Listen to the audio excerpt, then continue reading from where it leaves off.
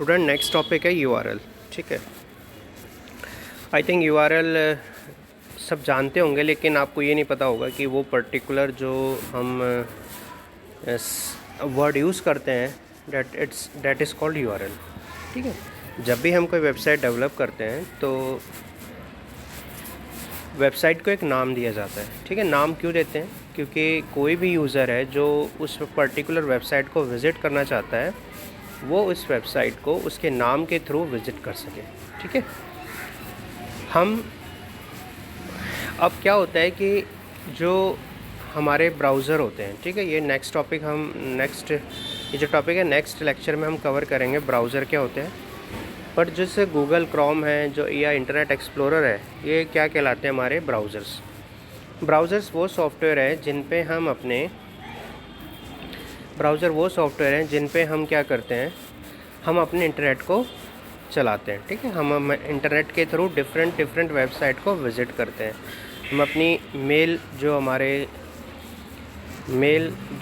Mail programmes, Gmail है या फिर और कोई ईमेल प्रोग्राम का यूज़ करके अपनी मेल्स को ओपन करते हैं। ठीक है, तो डेट आर कॉल्ड ब्राउज़र्स।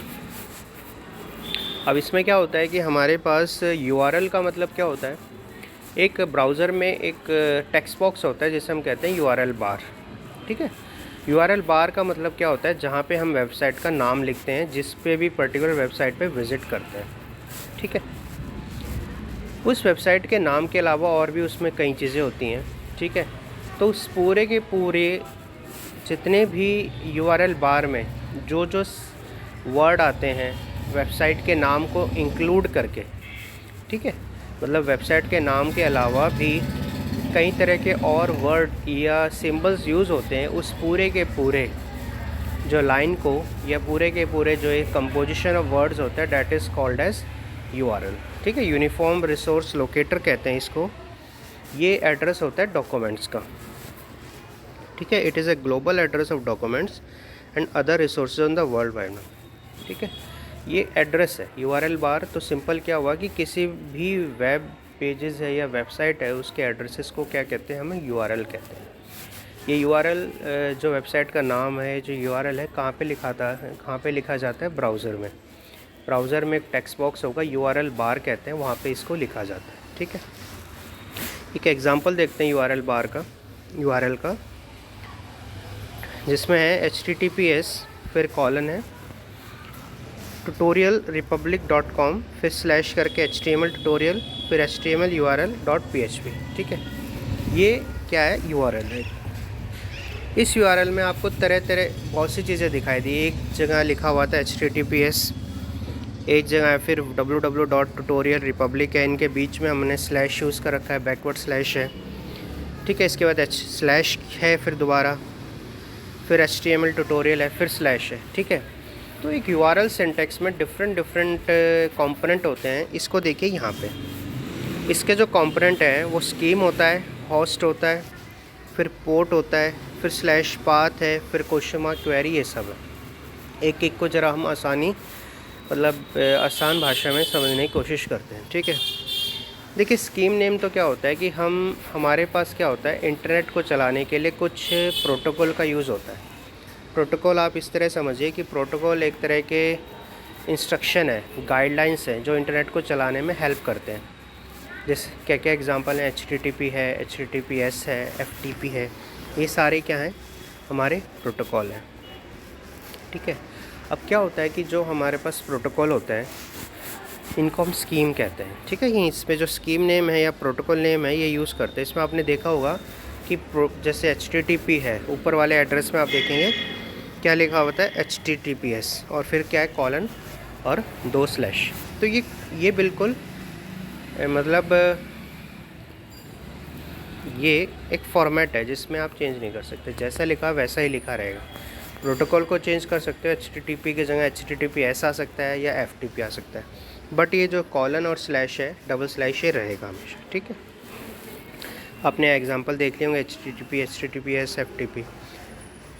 ठीक है, तो दोबारा समझ लिए कि ये दोबारा सुनिए कि इसमें क्या होता है। ये प्रोटोकॉल है जो इंटरनेट को चलाने में कुछ गाइडलाइंस बना रखी है, कुछ प्रोटोकॉल बना रखे हैं, जी हेल्प से ये चलते हैं। ठीक है, होस्ट नेम का मतलब क्या होता है? होस्ट नेम ऊपर हमने देखा था, होस्ट नेम क्या था? Tutorial www.tutorialrepublic.com।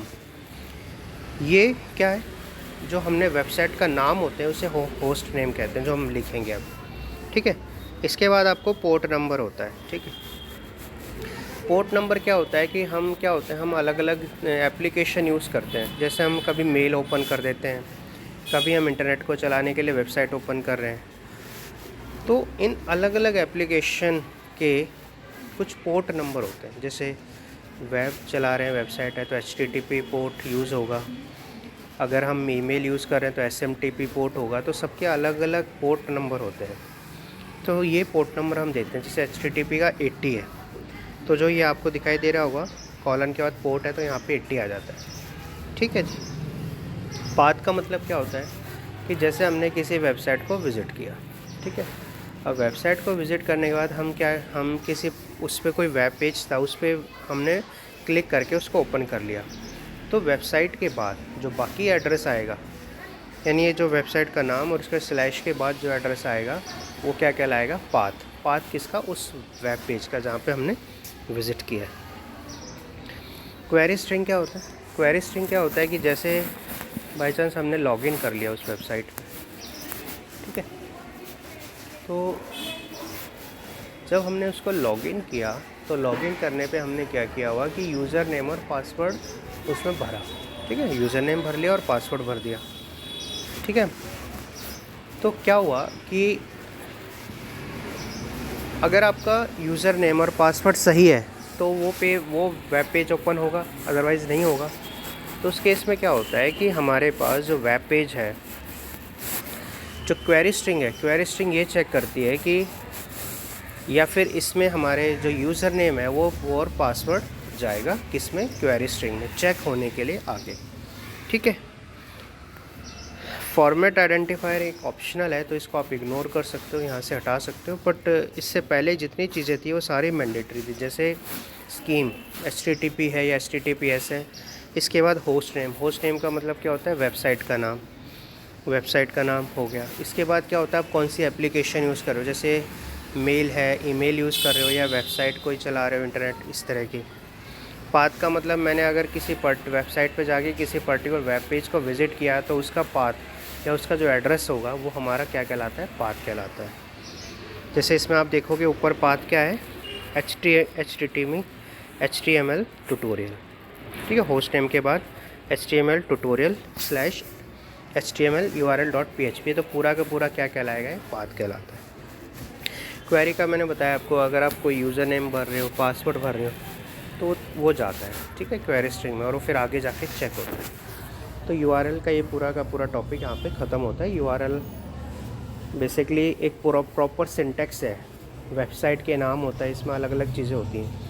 बट एक सिंपल भाषा में समझिए कि जो हमारा वेबसाइट होती है, जिस पर्टिकुलर वेबसाइट को हम विज़िट करते हैं, जब हम उसका नाम लिखते हैं तो वो पूरा का पूरा जो सिंटेक्स है उसके साथ और भी चीज़ें कहीं जुड़ जाती है। That is called as URL, that is uniform resource